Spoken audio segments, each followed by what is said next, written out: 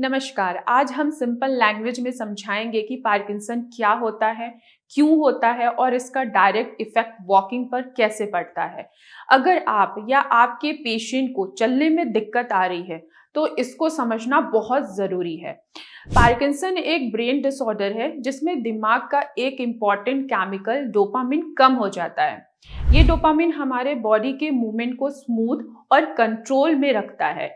जब डोपामिन कम हो जाता है तो बॉडी स्लो हो जाती है, मसल्स टाइट हो जाते हैं और मूवमेंट कंट्रोल में नहीं रहता है।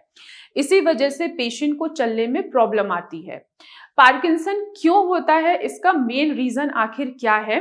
दिमाग में एक पार्ट जिसको हम बेसल गैंग्लिया बोलते हैं, ये बेसल गैंग्लिया के जो सेल होते हैं वो धीरे धीरे डैमेज होने लगते हैं।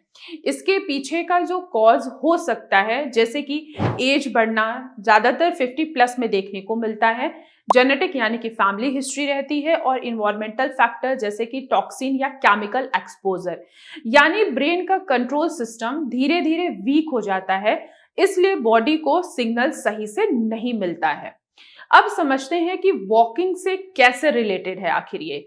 सबसे इंपॉर्टेंट बात कि जब नॉर्मल वॉकिंग में क्या होता है, दिमाग ऑटोमेटिक बॉडी को सिग्नल देता है कि कितना स्टेप लेना है, कितनी स्पीड से चलना है। और पार्किंसन में क्या होता है कि सिग्नल वीक हो जाता है, स्टेप छोटे हो जाते हैं, पेशेंट रुक रुक कर चलता है, बॉडी आगे के साइड क्या होता है, झुक जाता है, इसलिए पेशेंट को लगता है कि पैर जम गया है। अब हम बात करते हैं कि वो 3 कौन से वे हो सकते हैं जिससे पेशेंट की वॉकिंग इंप्रूवमेंट हो सके। पहला जो वे है वो है रिदम के साथ चलना है। पार्किंसन में दिमाग का एक पार्ट बेसल गैंग्लिया सही से काम नहीं करता है, जो मूवमेंट को कंट्रोल करता है।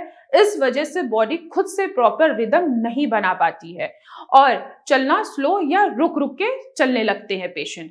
अब क्या करें? तो चलते वक्त 1 to 1 2 काउंटिंग करें, मोबाइल में म्यूजिक चलाकर उसकी बीट पे चलने की कोशिश करें, या जमीन पर एक लाइन बनाकर उस पर स्टेप करें। इससे क्या होगा, ये एक्सटर्नल संकेत दिमाग को नया सिग्नल देते हैं जिससे वॉकिंग स्मूथ और कंट्रोल हो जाती है। दूसरा वे क्या हो सकता है कि रोजाना आपको वॉकिंग और बैलेंस एक्सरसाइज करनी है। पार्किंसन में मसल स्टिफ हो जाते हैं, यानी कि रिजिडिटी बढ़ जाती है और बॉडी का बैलेंस बिगड़ जाता है।